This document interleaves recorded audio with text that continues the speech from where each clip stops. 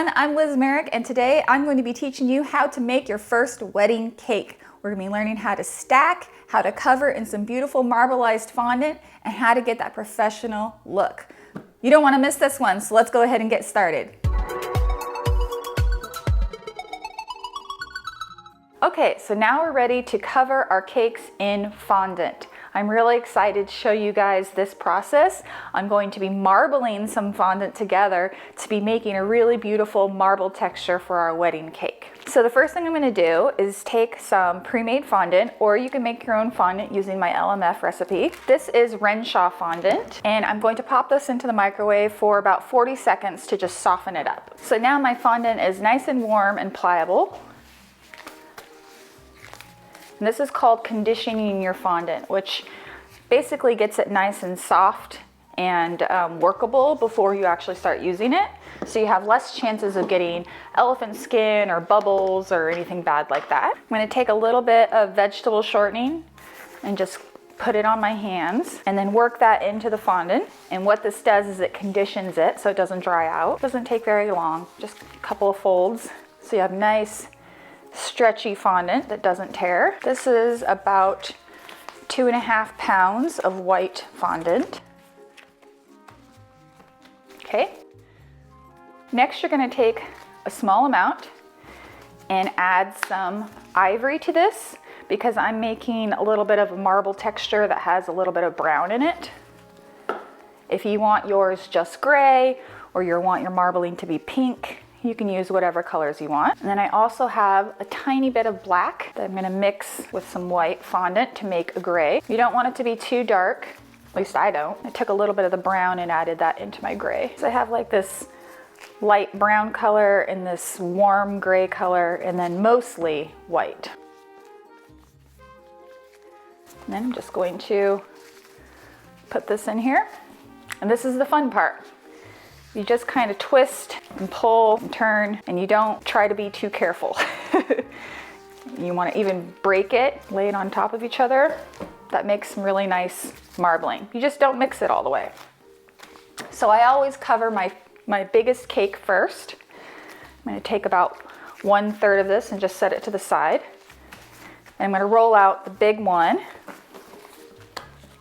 I have some cornstarch inside of a little unused brand new knee sock. Makes a nice little fondant poof. So when you're rolling out your fondant, you just want to make sure that you're rotating and flipping often, otherwise your fondant will stick to your table. It's like making pie dough. You want your fondant to be about 1/8 inch thick. Thinner is better. Like obviously you don't want it paper thin, but thin fondant is going to look sharper on your cake than thick fondant. Okay, now I'm gonna roll the fondant up onto my rolling pin, like this. Bring my cake over. Hold on to the rolling pin with your thumb so it doesn't accidentally unroll. And then we're just gonna unroll it right onto the cake. It's really important that you have a turntable underneath your cake to catch the fondant, because when the fondant rests on top of the turntable, it keeps it from tearing. So the first thing I'm going to do is just smooth out the top to get out any bubbles.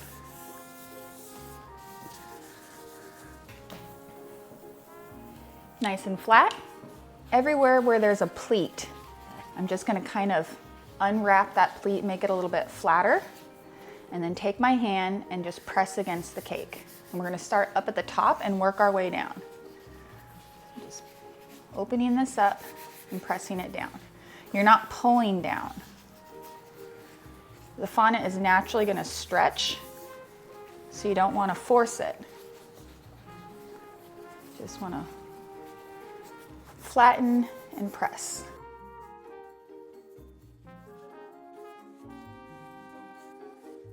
If you, for some reason, messed up on this step and you didn't like how your fondant looks, you can definitely just peel it right off, re-knead it, and try again.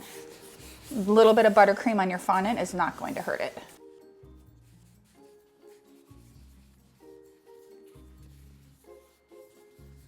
You can see how much extra fondant there is down at the bottom now. And that's because it really stretches a lot, just naturally. There you go.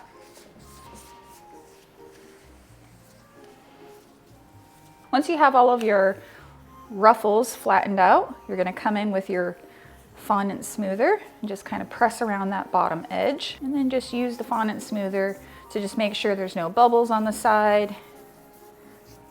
Just kind of give it a nice clean finish. Now, you could just take your X-Acto blade and just cut around the base of this cake here and take off the excess fondant and be done.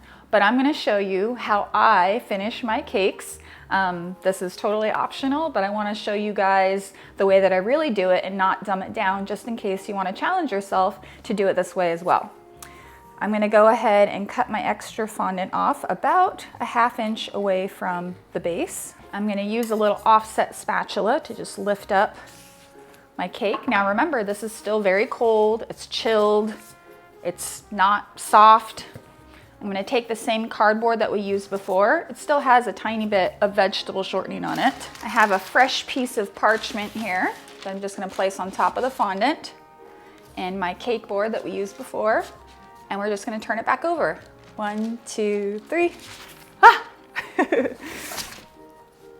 So what this does is it allows me to take this fondant and push it all the way up and have it cover the edge of my cake board, get a nice clean edge all the way down. Now, if you wanted super duper sharp edges, which is not as much of a trend as it used to be, this is how you do it. Again, totally optional, you don't have to do this. You take your fondant smoother and down at the very, very base of your cake, you push the fondant down until the shadow disappears.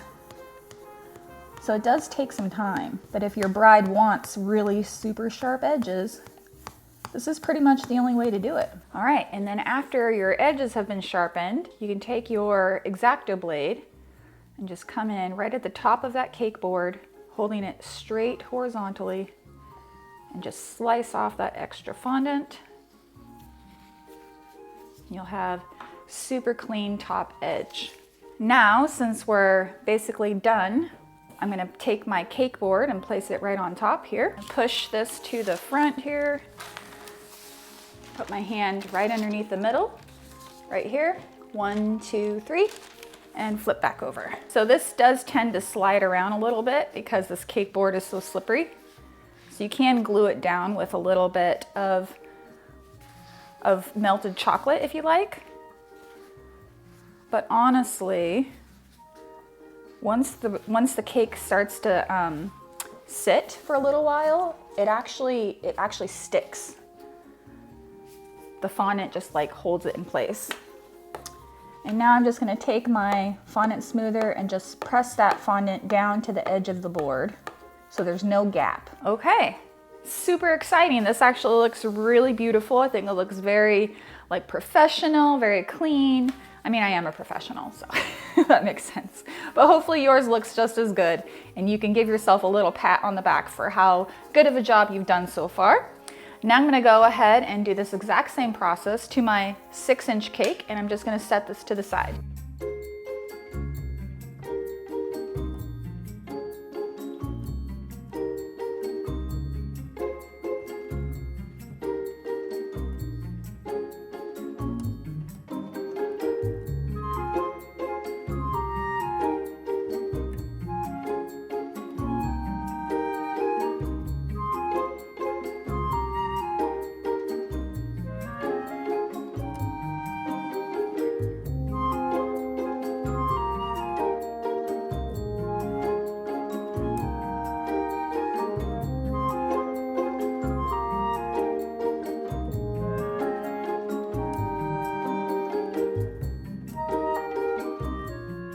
I have here a big old air bubble popping out from the inside of my cake. And this happens sometimes just from air escaping from the inside of the cake. So don't freak out if this happens to you. Just take a pin and just go right into that air bubble and push the air out. I'm actually glad this happened because it's pretty common and it can freak you out. But you see how it just went away. And so then I'll actually press down on my cake just to see if any more air comes out, which it did. Just keeping pressure on my cake to get that air out. And then when I let go, it won't come back. Just smooth out any sort of lines in your fondant that you might have got.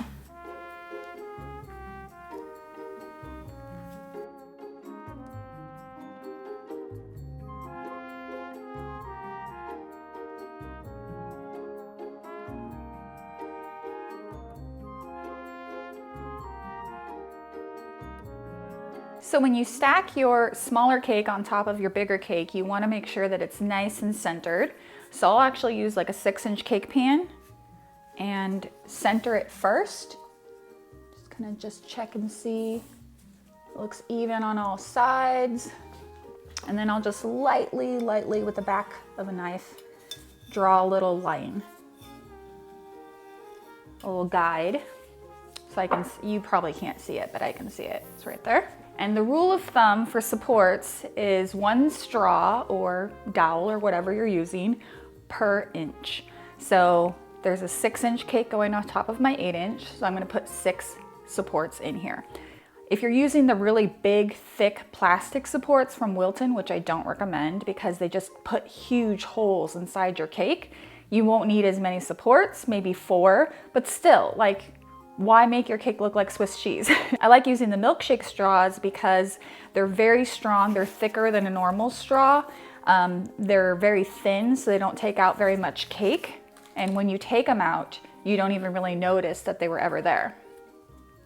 The first thing I'm gonna do is come right down into the center, all the way down, and I'm gonna mark where the top of the cake meets the straw with my thumb.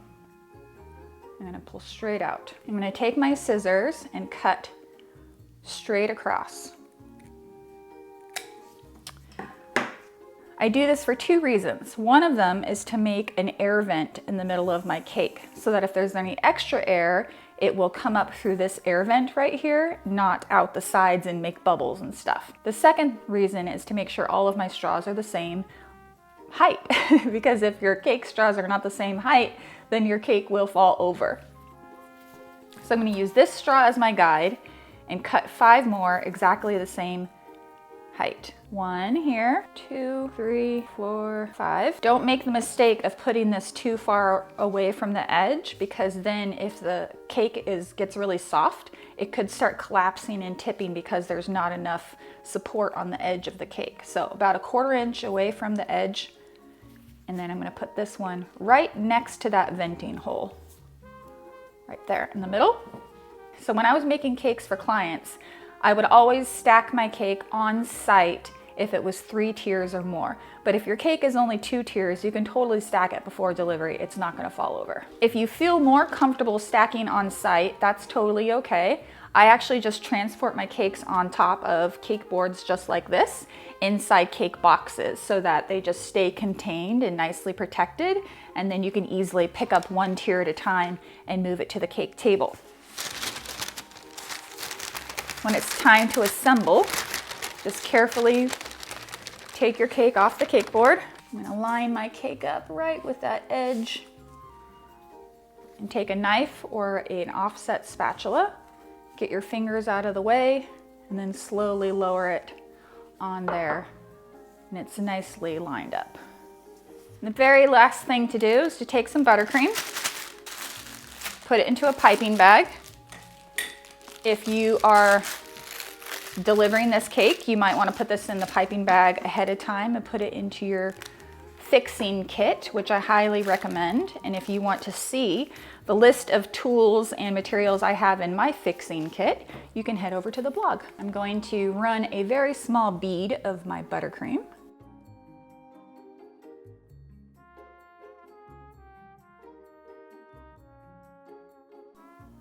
And I have a little gap around the bottom of my cake still, so I'm just gonna add some buttercream down there as well.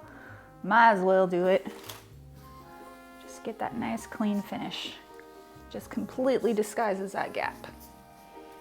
For the longest time when I was first making cakes, I had no idea how to disguise that gap, so every one of my cake designs always had a little fondant ribbon at the bottom. Oh my gosh, you just made your very first wedding cake. It looks beautiful. I think so anyways. I mean, yeah, that's great. If you want to learn more about cake decorating techniques, make sure you hit that subscribe button and don't forget to ding the bell so you get notified every time a new tutorial comes out. New tutorials on Tuesdays. Bye guys. Oh yeah, this is pretty. I like you a lot.